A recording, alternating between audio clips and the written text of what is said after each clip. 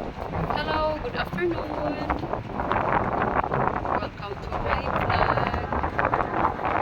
Ito yung ating panahon guys. Sobrang hangin. Windy day. Ayan guys. Ayan ang nagbibideo. Sayaw-sayaw yung sa lakas ng hangin. Ay, yung halaman dyan guys, tinali ko siya. Tinali ko ng yan. Tinali ko siya kasi pumunta doon sa may pintuan, parang mabali na siya sa lakas ng hangin. Kaya matali siya ngayon. Ito yung ating tanawin ngayon guys. Sobrang hangin. At ang ganda ng panahon, hindi ganong mainit kaso nga lang is sobrang hangin sa taas. Iwan ko lang doon sa baba. Yan, yung ating view. Clear na clear yung ating kalangitan. At ito naman mapagkawit tayo dito banda. Yan yung BGC guys. Yan. Ito lang yung makikita ko dito sa tower. Ganito lang parati. So yun yung mga halaman ko doon guys na alaga. Ayan.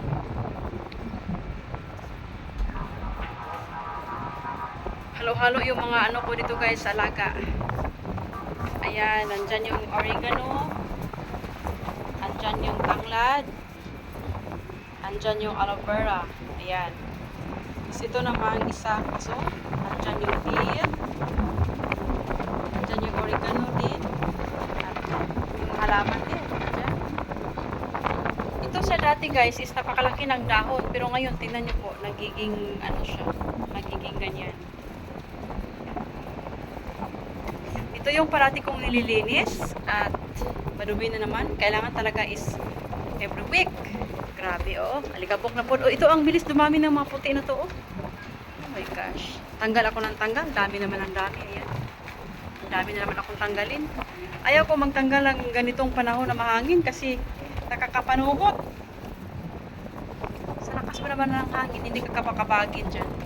Ito, mayroon na naman, Last week ko pa ito tinanggal. Ang bilis. Dumami ng mga puti-puti na iyan.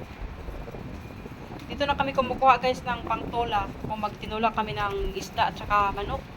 Dito na ako nagkuha ng tanglad. Nakatulong talaga guys kung may tanim-tanim ka kahit sa paso man lang. At yung deal din kung kailangan ng boss namin sa kanyang sa kanyang lumpia ay dyan ako namimitas kung wala kaming mabili na wansoy. So, nakakatulong yung may mga tanim-tanim kahit nasa paso lang. So, yun lang ang aking video for today na sobrang lakas ng hangin dito sa tuktok ng tower. So, yun guys. Bye! Ingat-ingat po ang lahat.